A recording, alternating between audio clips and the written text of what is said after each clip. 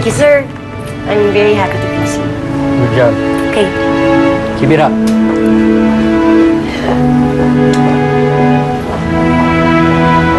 Ikaw naman, Marvin.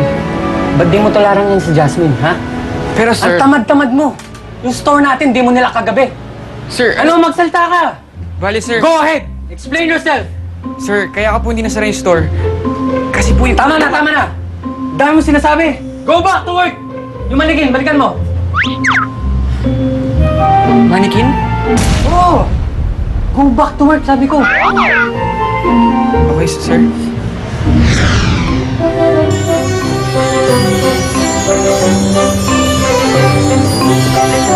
Kahoy naman. Kahoy nga. Whew!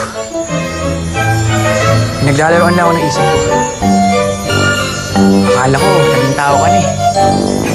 Manikin, naging tao. Ayos. Makakauwi ako ng maaga ngayon.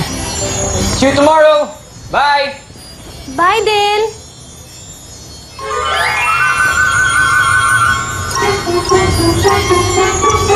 Naglalaroan na ako ng isip ko. Pagod lang ako.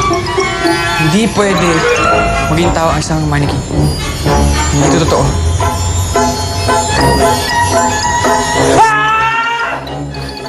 Sige, iwan mo ako. Ganyan ka naman eh. Pagkatapos kitang tulungan sa pag-design dito sa shop mo, gaganti mo yan sa akin?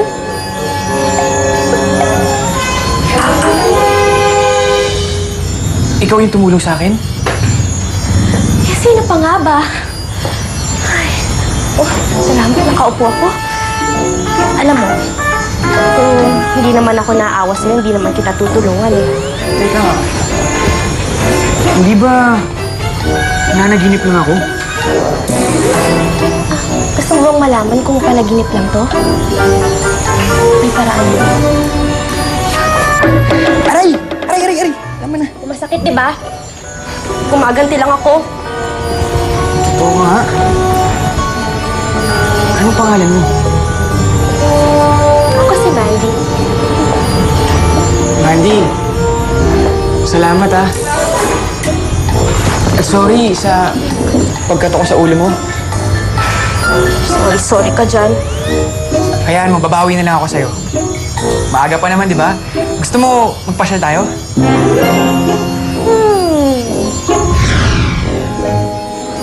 Magkwento ka naman. Yan na naman ang kwento ko. Kung bakit ako naging manikin, kung paano ako sinumpa, kung paano mawawala yung sumpa. Alam mo, ang gusto ko marinig kung ano yung trip mo. Pero kung yan ang gusto mo ikwento, sige, makikinig ako. Well, alam mo, sinumpa talaga ako eh.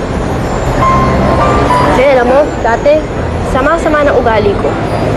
Wala daw akong pakialam sa feelings ng ibang tao. At alam mo ba, maraming na heartbroken dahil sa akin.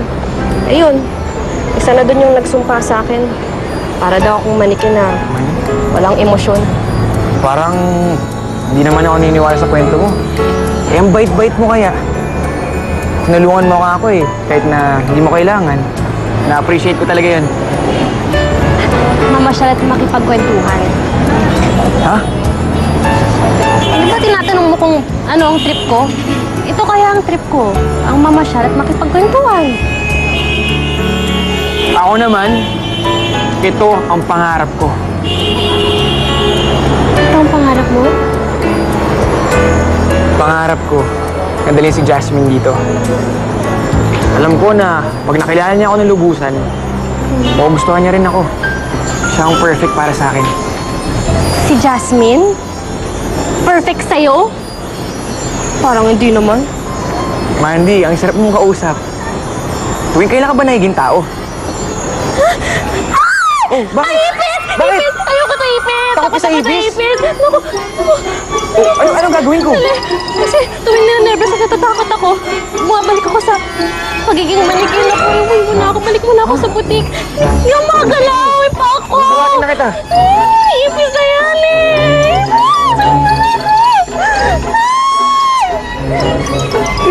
Marvin! Marvin! Ikaw ba yan?